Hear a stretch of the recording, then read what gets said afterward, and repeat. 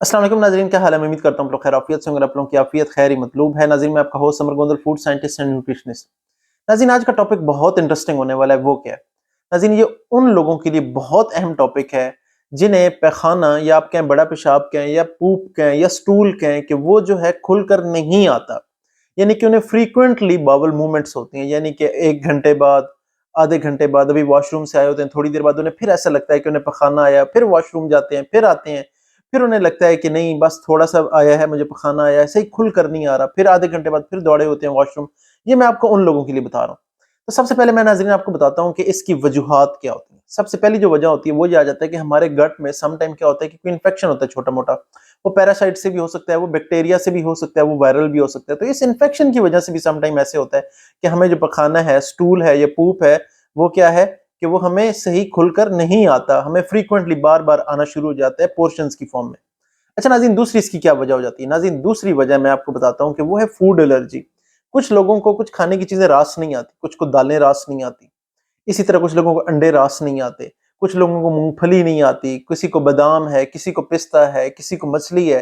तो ये जो एलर्जी है ना, फूड एलर्जी, उस वजह से भी क्या होता है कि जो पखाना है या स्टूल है वो खुलकर नहीं आता।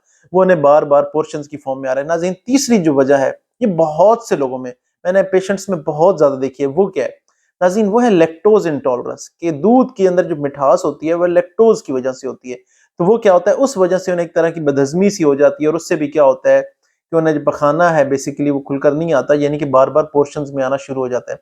Last but not the least, जो चौथी वजह है वो भी बहुत अहम है। सम टाइम क्या होता है कि हम कुछ ऐसी मेडिकेशन ले रहे होते हैं, हम इस तरह की अद्वियात ले रहे हैं, हम इस तरह की दवाइयाँ ले रहे हैं जिनकी वजह से ये प्रॉब्लम आती है। किन-किन दवाइयों की वजह से? खास तौर पे एस्प्रिन की वजह से आती है।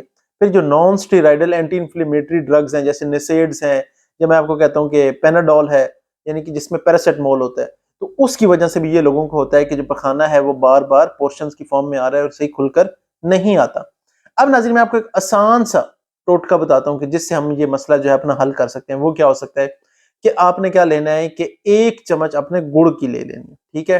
टेबल स्पून की बात कर रहा हूँ, टी-स्पून की नहीं कर रहा। आपने 1 चम्मच जो है वो गुड़ लेना है, बिल्कुल पीस लेना है, बारीक कर लेना है और उसे अपने नीम गर्म दूध के साथ मिक्स करके आपने क्या करना है कि आपने उसे नीम गर्म दूध में मिक्स करें और फिर आपने क्या करना है कि उसे पी लेना है।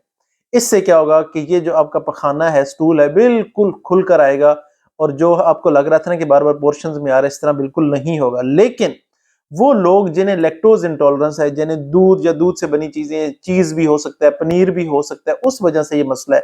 ये लस्सी पीने की वजह से मसला है, तो आपने क्या करना है, उन्होंने ये दूध के साथ नहीं लेना। उन्होंने क्या करना है कि नीम गर्म पानी के साथ वो मिक्स करके इसे कंज़्यूम कर लें और वो देखेंगे कि with in a few minutes, 15-20 minute, 25 minute में आप देखेंगे कि ये उनका मसला हल होता हुआ आपको नज़र आएगा। वो क्यों?